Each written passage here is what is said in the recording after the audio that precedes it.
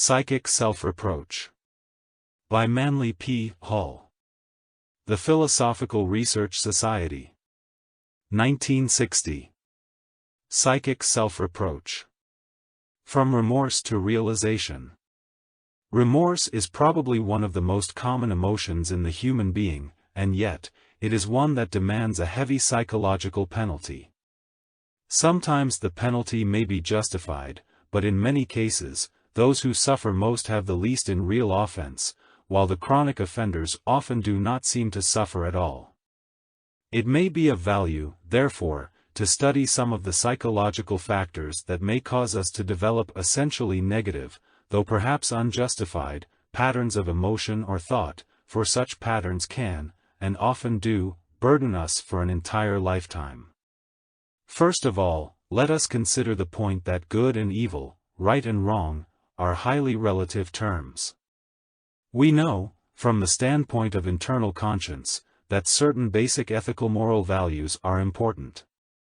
Therefore, we do have a kind of natural code that arises from experience, from the deepest internal convictions of the individual, and from long-tested factual relationships to the conditions around us in life. These, however, are not the elements that often contribute to a remorse psychology. When man-made interpretations of natural truths become more important than these truths themselves, and we build various attitudes around these interpretations, it is these attitudes that we should carefully examine.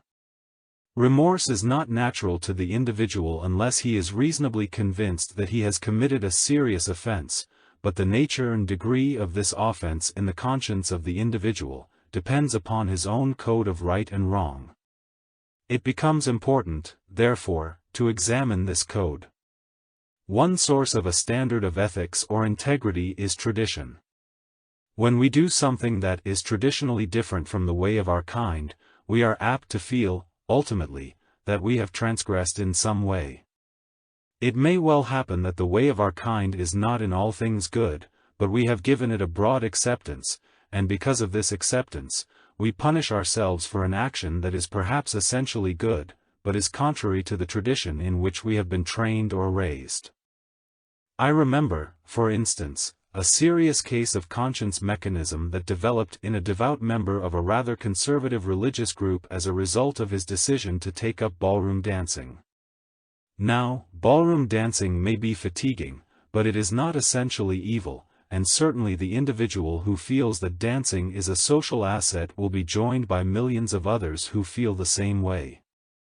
In the creed of this particular group, however, dancing was considered a frivolous, worldly activity, and this group did not believe in catering to worldliness in any form. Yet this person had a strong desire to be socially successful. He wanted to be an accomplished dancer. He therefore did what he wanted to do, which most people ultimately will do, and then began to regret it, and this regret led to a series of complications, including a marked repentance and a growing suspicion that he had endangered his eternal salvation. To those of other beliefs such an episode is little more than ridiculous, but to the person who accepts such a code, it can be a serious problem. This has caused a number of psychologists, who have not been particularly anxious to handle the religious equation, in which they find themselves rather out of their depth anyway, to take the attitude that the individual is generally happier if he does not violate those creedal or sectarian convictions which he has accepted to be true. This is especially the case if a person, in a moment of great religious intensity, makes solemn obligations to himself not to do certain things. If he then does these things, he is apt to develop a conscience mechanism which, although it cannot be rationalized, can be the cause of serious suffering. In some way, particularly in Western culture, man has associated his religious convictions with a rather melancholy state of his own nature. Essentially, Western religion looks with extreme suspicion upon happiness. It takes the attitude that the individual who is happy here is laying the foundation for future misery, that our real duty here is to spend our lives attempting to atone for primordial or original sin. Thus, in many religions, the individual, in early life, is subjected to fear. He is indoctrinated with the idea that he is surrounded by a divine providence that is hasty to punish and reluctant to understand him in matters of the frailties of the flesh. A person raised in a religion that is founded in fear, which seeks to hold its constituency by frightening it into a state of religious conformity, often has difficulties later in life. If he is taught from the beginning that the most natural and common instincts of his life are wrong, he begins to develop a sense of the imminence of evil, an uneasy feeling that his own nature is endangered, that he is a sinner, and that he was truly born in sin and conceived in iniquity. Thus, if religion causes us to be more fearful than grateful, if it causes us to view God as a despot rather than a benevolent parent, if it denies to deity the common understanding of simple problems of humanity, we are very likely to become more and more convinced of the sinfulness of almost everything that we think or do. This type of religion, I think, has strongly influenced most psychologists in their thinking. They realize that it is wrong, and that it is working a serious and perhaps tragic evil in the lives of ordinary people. In order to dispose of the trouble, therefore, they are inclined to turn against the whole concept of religion. Actually, many persons carry their religions with dignity, but a great deal of religion, even in the most conservative groups, is a matter of interpretation.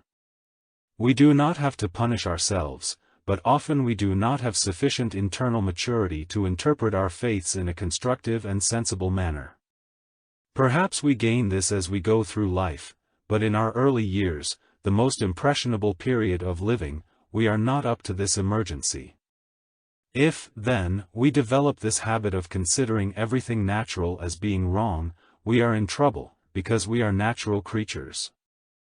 We are not so constituted that we can consistently maintain a supernatural state of ourselves. We cannot be above the ordinary needs and problems of life, we cannot completely restrain our own moods or affections, we cannot live within a narrow, puritanical framework throughout the entire course of our years.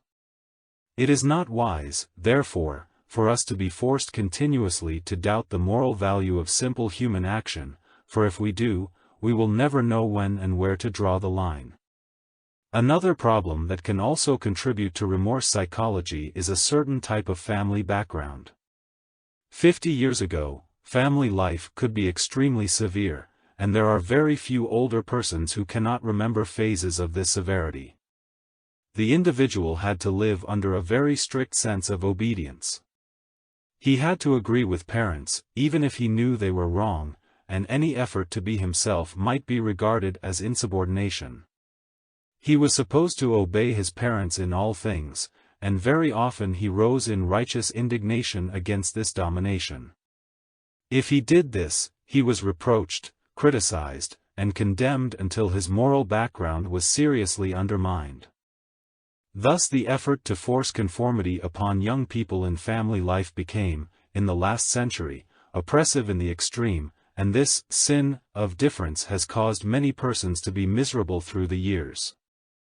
Parents sometimes impose unreasonable obligations upon children, which in turn may cause a serious difficulty to arise. Not long ago, a case of this kind came directly to my attention. A parent, on his deathbed, had required that a child take an obligation to support another child who was by nature delinquent. This created a deep sense of responsibility, and the child grew up devoting most of his life to the thankless task of catering to the selfishness, indifference, and actual depravity of the sibling. To have resisted would have resulted in a serious conflict in that person because he had taken this obligation. As time went on, it became obvious that the obligation was unreasonable, that it was really doing harm rather than good. Finally, the person rebelled, but he also developed a serious guilt mechanism. He was unable to escape from this deathbed promise, even though the promise itself was certainly cruelly forced, and was without any real justification or merit. Thus, all kinds of conditions can arise that may cause an individual to develop certain unreasonable remorse complexes, creating personality pressures and tensions relating to conduct. This often leads to a continuous process of self-punishment. The remorse may be locked so deeply within the subconscious of the person that he no longer recognizes it as a factor in his thought or emotions. Many individuals are continually punishing themselves for real or imaginary ills, and there is also the type of person who seems to take a certain subconscious pleasure in believing that he is a sinner. Actually, no one in his natural and proper state feels that he is born to suffer, but the tendency toward this neurosis can exist even in small children. It is useless to say that the child has no disposition of its own. Many children are born with a hypersensitivity, and problems that are passed over lightly by other children make a deep and lasting impression on the sensitive child. This child nurses hurts, and this process, continued over a long period of time, unbalances the natural optimism and leads the person to feel that in some way he is in the world to suffer. Unfortunately, religion does not help much in this respect, because it more or less morally implies that the individual is here to suffer, and that, whom the Lord loveth he chasteneth. This brings up a question, but very few people ever answer it clearly. If it is true that the Lord chastens those whom he loves, it may be by implication that the most miserable of people are his favorites. This does not, however, always prove to be true. The mere fact that we are uncomfortable is no proof that deity is particularly near to us. It may well be that we are being chastened for our own actions, and not necessarily because we are here to suffer. Most persons, however, do not like to assume the responsibility for their own conduct. Therefore, if it can be proved to their own satisfaction that they are the victims of original sin or something of that nature, it helps to provide a whitewash for present conduct.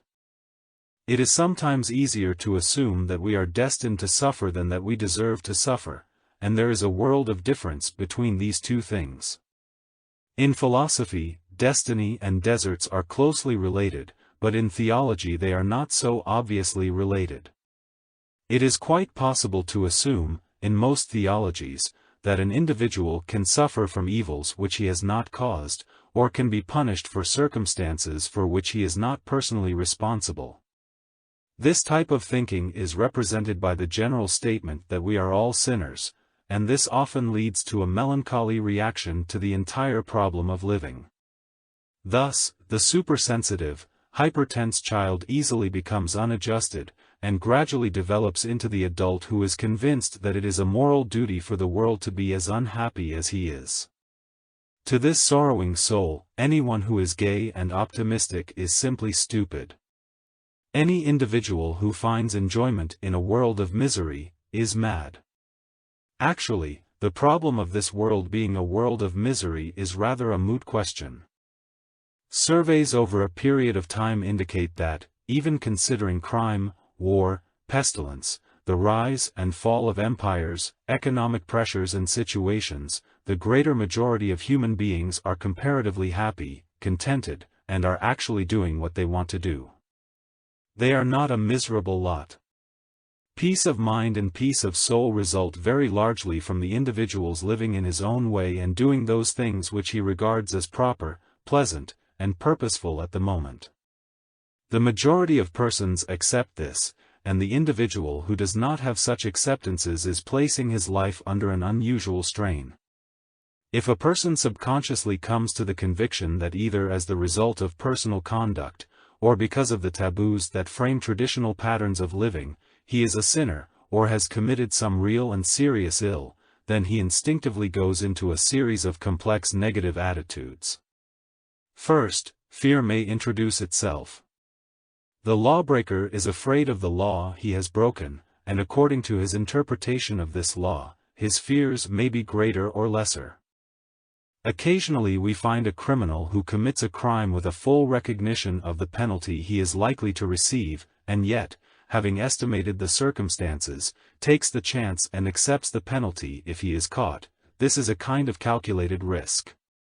Where religious and moral issues are involved, however, calculated risk is very difficult, because it is one thing to be punished by laws we can understand, and another thing to come under the adverse attitudes of a deity we do not understand. Nearly always, therefore, sins against our faiths are more important to us psychologically than crimes against the state.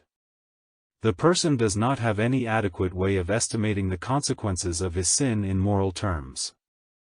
If, therefore, he feels that he is particularly burdened by his wrong actions, he is likely to panic, and this panic within himself is not always consciously estimated as such, but manifests as a pattern that we find all too frequently, in which there is a profoundly negative attitude on almost everything. We find, for instance, persons who are suffering from persecution mechanisms of one kind or another. Every few days, we get letters from persons who think there are things we should really immediately know. Nearly all these letters contain either literature or carefully worked out statements of terrible ills that are threatening us. Various institutions upon which we depend are corrupt, racial groups are determined to undermine civilization. It is only a matter of time before Western civilization will collapse as the result of some terrible conspiracy against our way of life. To these persons, good news is never important, it is never reported. They live continually on the ragged edge of disaster, and this disaster is usually too big for them, something they cannot hope to cope with, something that closes in upon them. This type of overemphasis can become habitual, but only in the lives of persons who are themselves unadjusted. It is not natural for man to live in fear of life, any more than it is natural for him to live in fear of death. The healthy and normal state of man is a reasonable degree of optimism in which he is aware, perhaps, that there are critical situations, but underneath all the pressures of the time, there is a certain self-security. There is a basic optimism about life, a sense that each person has within himself the potential of good living, of right living, that he is not a victim of society, that he does not have to fall apart because his world does. The individual who believes that everything is wrong, is apt to be punishing himself for a sense of deadly sin locked in his own internal life. Perhaps he has made a failure of personal living, has married badly, has neglected his children, has lost the confidence of his friends, and has been impractical economically. Thus seeing himself in a sequence of disasters, he is inclined to assume that life is against him. Actually, such disasters nearly always arise from a basically wrong mental foundation. The individual has become morbid, negative, self-pitying, or self-punishing. Of course, we cannot be totally optimistic about things that are obviously not right, but we can have, beneath our doubts and worries, a certain strong sense of the value of right, of the inevitable victory of right, and of the fact that this universe is ruled over by divine principles and divine laws, and that it is not going to be permitted to destroy itself. Unless some of these basic values are strong enough to carry us through the doubts of the day with a reasonable degree of optimism, there is something wrong in our own equipment, and we must begin to look for the fear factors: fear of self, fear of others, fear of life. When we begin to recognize the rise of hypercriticism, the inevitable tendency to see something wrong in others, it is usually an indication that we have transformed this world into a kind of inferno for the punishment of ourselves. We are attempting to justify a number of negative factors on the ground that they are God's will, and this form of God's will is to punish us, and others like us, for the mere fact that we exist. To summarize this phase of our discussion, then, we would say that wrong indoctrination causes the individual to have a false relationship with life, causes life to become an oppression rather than an opportunity. The wrong interpretation of religion may force the individual into a desperate determination to reform life, a situation that can then lead to a whole series of moral consequences in terms of frustrations or disappointments. The individual comes to have certain bitter self-reproach, remorse, self-criticism, and even condemnation simply because he is not able to do things which are, by substance, almost impossible. In actual fact, the person is only limited by the same limitations that we all have, and he has no right to feel he is any worse than anyone else, but many people do repent the wrong things. They repent the fact that they are not superhuman, when in reality they should be repenting the fact that they have not practiced just old-fashioned human kindliness. That is the problem. We feel sometimes that our destiny is bigger than our capacity to meet it, and if we have placed ourselves in an impossible situation, through egotism or through false valuation, we may then blame ourselves because we cannot achieve the impossible. So guilt feelings mount on the most irrational and irresponsible foundations, and the very things for which we should blame ourselves, we overlook. Going out to save the world, we forget to take care of our own bad temper, suspiciousness, and jealousy, and those common faults that we might have been able to remedy. Thus, false perspectives cause us to criticize ourselves for imaginary faults that we may not possess, and to blissfully ignore ordinary and common faults that we do possess. Having covered a few of these general remorse factors, let us now imagine an individual who is remorseful about some factual things that he has done. One important point, which is brought out clearly in Zen, is that the individual should not regard himself, as he very often does, as a continuous state of consciousness that is always the same but is always doing something different.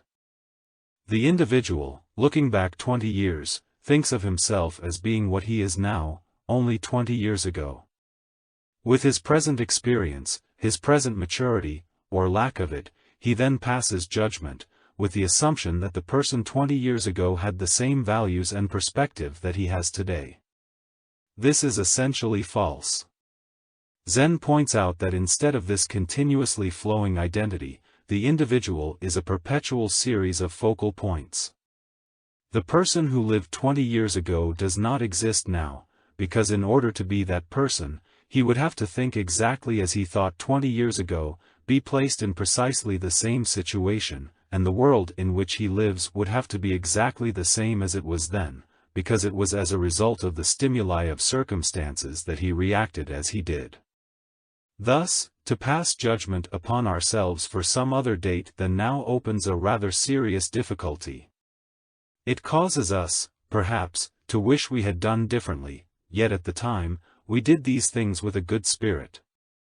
Perhaps we even realized that we were doing wrong, but it was a calculated risk at that time, it was what we believed to be a natural compromise for some end we desired to achieve then. Now, after a period of many years, we look back upon these events and see that our judgment was bad. We see that we did things that hurt us, and perhaps are continuing to hurt us. Therefore, we feel a sense of repentance. We would like to right these wrongs, we would like to do something about them. Very often, of course, after a long period of time, there is nothing we really can do of a practical nature. Perhaps the persons with whom we had difficulties have long since departed from this world, or we have lost track of them, or perhaps the situation that we set up was later broken again, and the elements of it are so scattered that there is nothing we can do about it. But still, we say to ourselves, if I had those years to live over again, would live them differently. If a person looking back does not say this, there is something wrong with him. If he can look back 10 years, 20 years, even 5 years, and cannot say now that he could have done better, then growth has accomplished nothing for him. It is presumed that, by the natural laws of nature, an individual can answer a question better after 20 years of study than he can after 1 month of study. He might have graduated with greater honors from kindergarten if at the time he graduated from college, he had been able to take the kindergarten examination. If we could not see, from the maturity of our lives, how we could have lived our adolescence more advantageously, we would be pretty stupid people, but at the time we lived these years of doubt, we lived them according to what we were. It is a great mistake, therefore, to live in continual repentance of our own past, because this past belongs to a person who does not exist any longer. Perhaps it belongs to a very imaginative, romantic, even hysterical individual, who passed out of the picture in the middle teens. We have the same name and birth record, but we are no longer that person, for we are now on a different level, with greater maturity and greater reason for the decisions we make. This process of trying to impose our present judgment on our own previous actions is just as wrong as attempting to impose our personal judgment upon someone else's present action. So if, in the course of things, we have made natural and common mistakes that have been hard to remedy, or which, perhaps, have burdened us with fear, we must face ourselves and realize that we have grown. We have even benefited from the very mistakes that are causing us the greatest concern. It is natural that children should not be as provident as adults, or that adolescents should not be as well integrated intellectually as mature individuals. In various periods of life, under the pressures of times and circumstances, we may have done things that we are not too proud of as we look back upon them, but at this moment, we are also doing things that we may not be proud of 10 years from now. This does not mean that we should be relieved of all concern about making mistakes, but it does mean that we should approach our mistakes not with a sense of fear or of severe judgment, but with a simple sense of self-improvement. What have we learned from our actions? How have we grown as the result of things that have happened to us? I think the only real cause for repentance would be if we could honestly say that we have not grown. If, in looking back over these other episodes, we should find that we would do the same thing again now, there would be cause for a certain amount of alarm. But to sit back in an ivory tower today, and penalize ourselves for what we did in our earlier years, is neither profitable nor helpful. Actually, for the most part, nature tells us what we should do, but we have become so involved in man-made speculations that we do not allow nature to have its way. The correct attitudes, under any and all conditions, are those that enrich us now, helping to preserve our health, and giving us the courage and integrity with which to move into tomorrow as resourcefully as possible. If we discover that remorse over past actions makes us sick now, either psychologically or physically, then that is not the attitude nature wants us to take. Nature wants us to be well, and attitudes that make us antisocial, or make it impossible for us to live in a cooperative way with those around us, cost us the respect and admiration of our children and our friends. Such attitudes cannot be the correct solutions to any problem. Our attitudes must be basically constructive in their consequences. Thus, if we are remorseful about one situation, and in this remorse, live miserably and make others unhappy now, then we are not paying a debt, but compounding an injury. We are suffering from the delusion that two wrongs can make a right. Whatever may be the situation that might cause us to have regret or remorse, the correct solution must be one that restores optimism, values, self-confidence, and moral determination to go on and grow.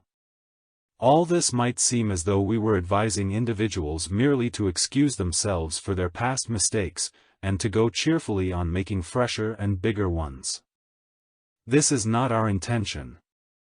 The idea is not that we should excuse a mistake, but that we should recognize that every mistake has within itself its own punishment. Vengeance is mine, saith the Lord. I will repay.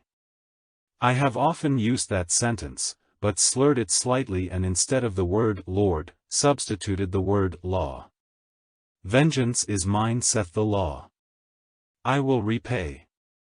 The law, in this case, means that every action has within itself its own compensation. Whatever we do results in something, and that something, good or bad, is the reward or punishment of the action.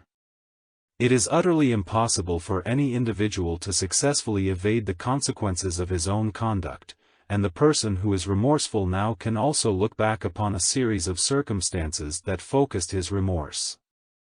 He did something wrong and things began to go badly. The more he struggled and fussed with the situation, the worse it became, so that by the time a strong remorse aspect had fashioned itself in his conscience, he had already paid for the mistake. He paid for it out of its own inevitable, immediate consequences. There is no possibility, therefore, of evading a mistake, and honest persons have no particular desire for evasion. If, out of natural and honest ignorance, we do something wrong, and find that we have broken a rule of nature, we take the punishment as indicative of the fact, and having learned from experience about this particular situation, we try not to repeat it. Each problem has its own rules, and if we reject these rules, or fight against them, we will be forced, in due course, to admit the fact that we were wrong, we will have to live with the consequences of our mistakes until we stop making them. This, however, is not a disaster, for nature does not punish many times for one offense. If a person made a slight error 30 years ago, nature does not compound the punishment and determine to make the individual miserable for the rest of his life. The natural spans of compensation are reasonable and proper. If, therefore, a person is suffering from a relatively small mistake, made many years ago, it is not the error he is suffering from, nor the natural punishment, but a false psychological situation that he has set up in himself. He has magnified something out of all proportion to its reasonable dimensions, and is suffering from his own imagination and his own morbid determination to perpetuate a comparatively unimportant situation. We might say, then, that if we commit an ill, we should pay for it once, and nature will make sure that we do. We can tell a lie that we hope to get away with, but within a few days, we are up to our necks in the consequences of that lie, and before we are even able to smooth over the troubled surface, we have paid for it. But to remember this problem in the sense that it is a continual unfinished business to build upon, to fear, to worry about, thus causing us to repeat the incident again and again in ourselves, is simply lack of self-discipline.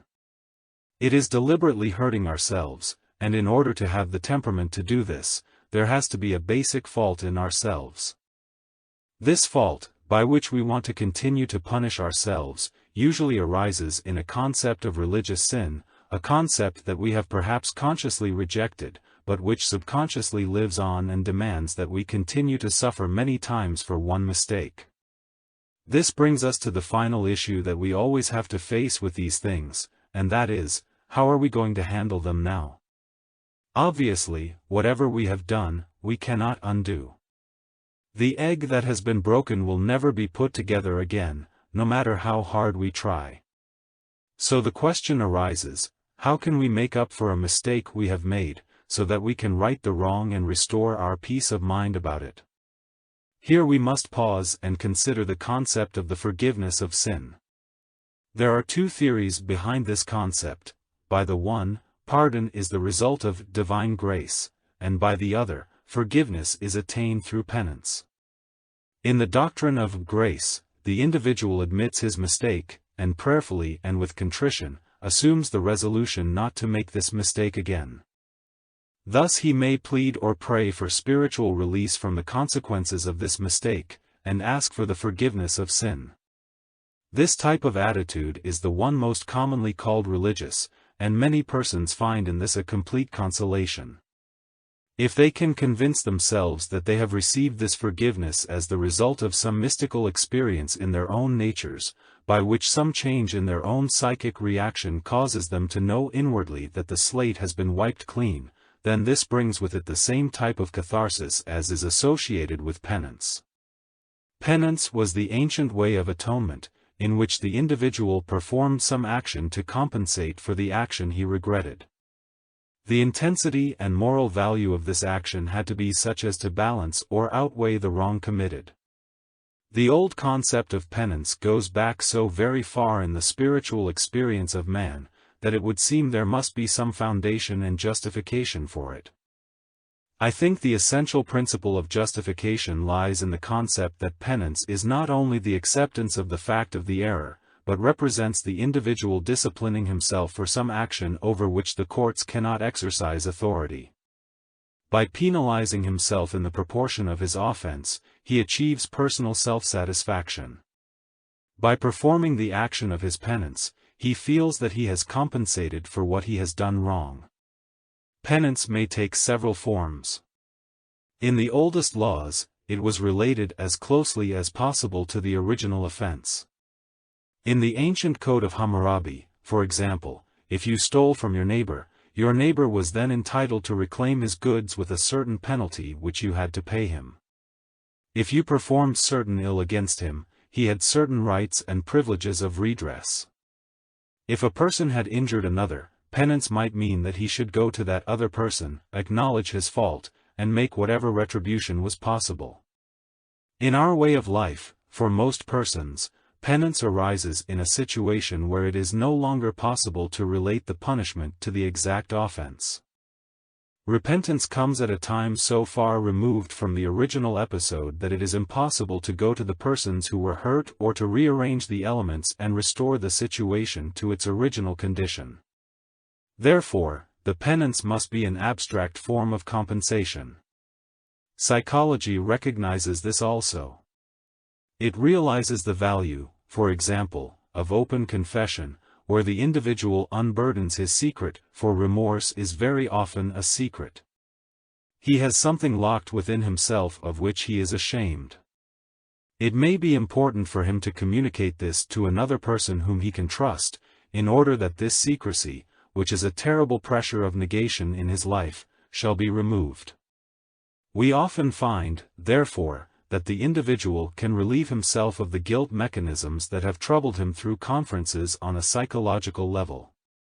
Perhaps the analyst is able to point out that his entire problem is rather imaginary and he has injured himself unnecessarily. If he has confidence in the analyst and will accept this, he frees himself from these pressures. Or perhaps he gains advice as to how to right a wrong as far as possible and thus gains certain consolation. One of the best ways of approaching any mistake that has resulted in sorrow to other persons, or a loss of value in the life of the individual, is to realize that in human society, it probably will occur that we cannot make compensation to the particular person whom we injured. If it were possible, this would be the best thing to do, but if it is impossible, we must not feel that we are locked with our error simply because we cannot rearrange the original pattern. We can perform penance in the name of our mistake, and to the philosophically minded, this means an action of compensatory merit. If, therefore, we feel that others have been deprived of happiness by some action of ours, then it becomes our duty to bestow happiness, to try to bring to someone a measure of happiness equal to that which we feel we have taken from another. A great many fortunes in this country have suffered from conscience trouble, because so often great wealth is accomplished by ruthless action, and after it has been achieved, and the high pressures and excitement of competition have waned a little, these wealthy persons begin to feel the need to compensate. So one will build a clinic, another will build a hospital, someone else will endow an orphanage. Nearly always, the individual tries to compensate. It is instinctive. These spectacular happenings do not often apply to the average person. Yet it is safe to say that no one reaches maturity without at least the realization that there are things he could have done better. It is very common to have doubts or fears that have arisen from reasonably secure but borderline decisions. There are cases where we must make decisions that apparently will hurt someone. The divided family, for example. Is it going to stay together and perhaps put the children between two arguing parents, or is it better to break up the situation and have one parent take the children and bring them up in a comparatively cooperative way? What is the right decision? And on through life, many decisions are so involved that the average person, and even expert counsel, cannot be certain that there will not be some complicated and confused consequences. The average individual can look back upon decisions as these, which he has had to make according to the best that he knew, and he may realize that this best was not good enough. What is he going to do about these things? Finding out afterwards that situations resulted from these decisions that brought pain and sorrow to others, he is naturally and reasonably sorry. How is he to face these problems in his own life? I think the answer lies in the fact, as we mentioned before, that whether we know it or not, we have already faced them. Any event that occurred several years ago has already been faced, and we have paid the bill, so to speak, through our sorrow and through the decisions we subsequently had to make. In breaking up a certain pattern, we may have hurt someone, but we also brought sorrow or trouble to ourselves. By the time we think these things through, we will generally find that if our intentions were reasonable and our motives at the time were good, our compensations are fairly well balanced. If, however, we observe in our contemplations that we are still living to exploit ulterior motives, if the things we are doing now are essentially for selfish reasons, if we are trying to gain rather than to give, and if we are exploiting the rights of others, or using legal technicalities as a means of doing things that are essentially not right, then we are facing not some old problem, but the fact that we are daily and in every way compromising the principles of nature itself.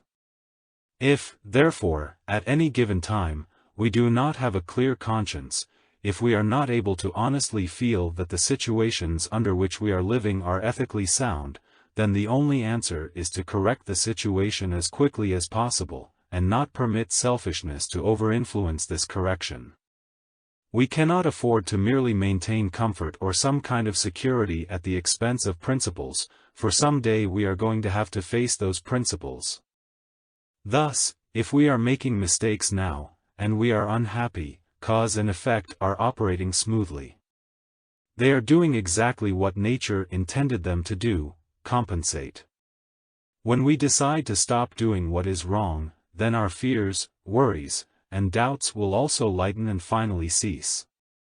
Nature will not punish many times for one offense, but neither will it relieve us if we continue to commit the same offense. We know that in the field of crime, for example, when the criminal breaks the law of his community, he breaks a pattern of mutual protection set up by experience to preserve the common good. We may ridicule some laws, considering them excessive or improperly applied, but behind and beneath all impropriety in these matters, our basic codes, which have come down to us from Hammurabi and Justinian, are for the common good of man. The criminal, breaking these codes, brings upon himself a state of isolation. He becomes one against his community, thereby depriving himself of many common advantages and placing his life in a state of perpetual hazard. He is in continual internal distress because he knows that he possesses a guilty secret, and a person with a guilty secret is always sick. Thus, in the case of man-made law, the compensation for law-breaking is a cutting off, or a separation from the common securities, as well as from the common good opinion of the community. This is usually accompanied by a continually increasing fear, which frequently reaches such a degree that a criminal himself can no longer endure it and will confess his crime to get the burden of it off his conscience. Wherever we break law, either in conduct or in emotion, we create a negative interval between ourselves and the common life of our kind. We do not outgrow, we merely violently break the bonds by means of which our community life is held together. It is one thing for a person to outgrow the negative aspects of a culture, but it is quite another thing for him to violently break his relationship with society without having either the strength or the serenity of consciousness to live constructively with his sense of isolation. If he is better than his world, he gains certain consolation from his own internal improvement, and this gives him the strength with which to face disapproval or even persecution, but if he is different without being better, he has no further resource in himself and no means of maintaining his isolation in an honorable or constructive manner.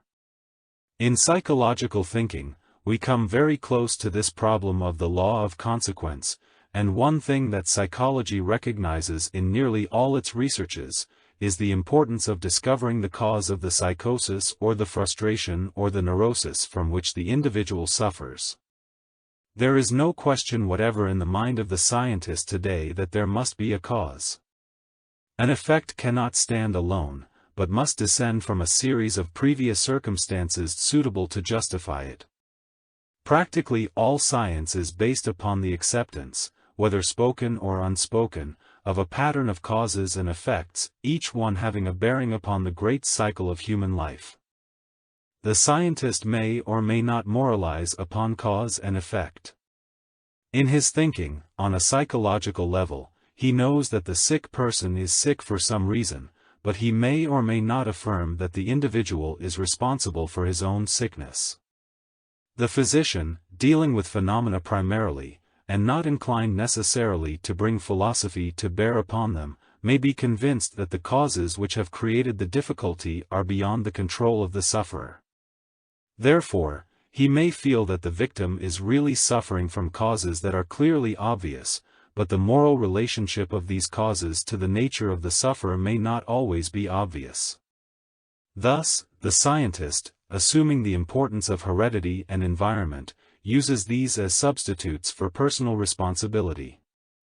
From first appearance, he seems to have a very good case, inasmuch as it is difficult to imagine how a very small child, under a certain environmental pressure, can be held responsible for the broken home in which it finds itself, or for the dispositional peculiarities of its parents, or for the social conditions and situations arising in the world around it.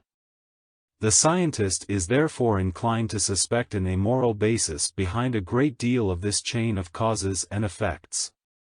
He is then, however, at a certain disadvantage. He recognizes a law, he knows that cause and effect operate, yet he is not quite certain whether he can consider this law as moral or possessing any ethical significance. He is inclined, rather, to consider it mechanical and inevitable, like the rising and the setting of the sun, something to which man must eternally adjust himself, but about which he can do very little as far as basic changes or modifications are concerned. It is hard to argue with him at this particular point. Yet something has to be wrong with this picture. The trouble is that if we see a universe which is an unfoldment of many splendid rules and laws and principles, it is difficult to see man completely enmeshed in these laws, fulfilling them in every respect that is observable or knowable to us, and at the same time, have these laws unable to control their own causational factors. Man is then a victim of accident, an exception to law in this particular, while actually completely immersed in immutable law. Everywhere there is law, but in the life of man, there is accident. Everywhere motion is moral, but in his life, motion is immoral, seemingly arising from causes beyond his control. If we hold that an individual must bear the consequences of a situation, the cause of which does not arise in himself or is not in some way directly due to his own conduct, then we have attacked the entire fabric of law. The moment we have an exception, we have not attacked merely one fragment, but the total concept of law collapses. Everything is then possible, every dishonesty, every inconsistency, every inadequacy is possible if any inadequacy or any inconsistency exists. The great question that arises out of this dilemma is that we must accept, out of our own experience, one of two points of view. The one is that law has exception, therefore, technically, law has no existence. The second possibility is that law has no exception, but that human faculties, human powers, human sensory reactions are so limited, that man is unable to determine certain levels of causation. The cause exists, but man has not discovered it. The individual's search for law, in order that he may conduct himself according to right knowing, must be in the direction of the discovery of the hidden fountains or real facts of law which are behind the so-called dishonesty or inconsistency in living. We live in a world of apparent injustices, in which everything seems to go wrong. Every inducement is offered, apparently, to compromise, and the individual is seemingly penalized by his very effort to live a lawful existence, because all appearances are against the application of these concepts and principles. The struggle is between the fact of the matter and the appearance of the matter, and as long as we live by appearances, we have to accept a superficial standard of life that is neither solutional nor suitable to our essential need. The fact that we have not arrived at any of the major securities that we have sought, after having followed this procedure for thousands of years, should indicate to us that our approach is wrong. If the causes we have set in motion in the last 5,000 years of history were the right causes, we would have world peace by now. If, therefore, our way of life is an effect, if the situations in which we find ourselves are the consequential chemistry of causes, then the causes are wrong, or the processes we are using are wrong.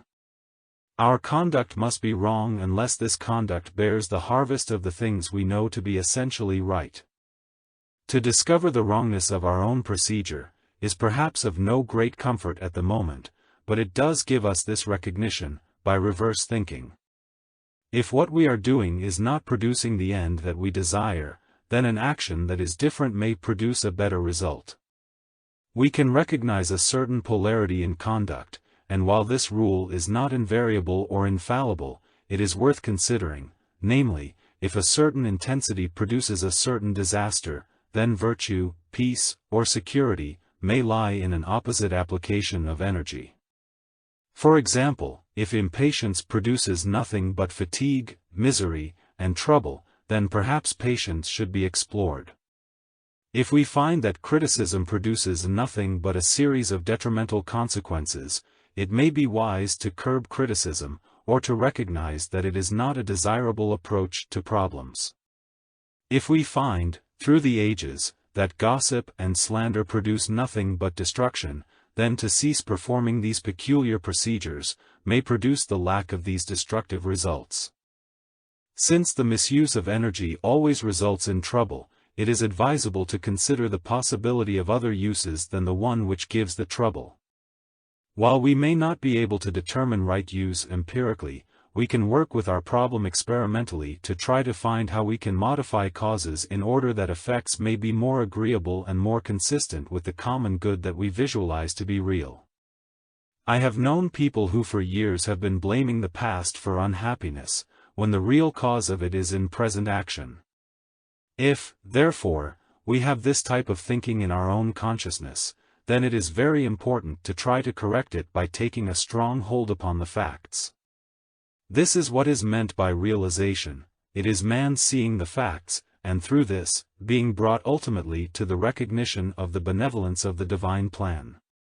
It is through our own conduct that we can actually discover the mysterious workings of the infinite. It is through our own relationships with life that we can discover the sovereign honesty of the cosmos in which we live. The moment we experience the universe as honest, our own honesty will increase, and we will have greater strength for right decisions. Nature does not wish us to bring our faults out of the past to burden the present. What nature wants us to do is to draw a balance and bring forward a total in terms of growth, experience, and understanding. We pay for a mistake when, through that mistake, we learn the principles of life, so that instead of repeating the error, we will act more nobly or effectively. From the realization that in the past we did something that resulted in penalty and remorse, we must ask ourselves, what are we doing now? Are the things that we are doing today likely to be the cause of remorse tomorrow? Are we, out of selfishness, determination, or narrow-mindedness, dashing on to further trouble? If we are, the time to slow down and consider is now. How do we know whether what we are doing is right or wrong? How can we be certain in our own consciousness that some habit or present conduct is incorrect? The answer is, how do we feel? Are we in reasonable adjustment? Is our life basically happy? Do we meet our problems and emergencies as skillfully as we can, and let a broad pattern of happiness take over again? Are we essentially secure? Or are we basically unhappy, with only rare moments of happiness? If at the moment our life is not essentially creative, constructive, and happy in the core of it, not in every incident, but in the basic core, if there is not a sun shining in us, then something we are doing is wrong. If we continue to do wrong things, we will be sick. The moment we correct them, we pay the debt for our mistakes. The discovery and correction of our errors, the compensation for them to the best of our ability, these are the proper payments we must make. When, in our own consciousness, we have put these things right, we realize that we do not live in a universe of vengeance, nor one in which we are merely here to suffer. We are here to grow.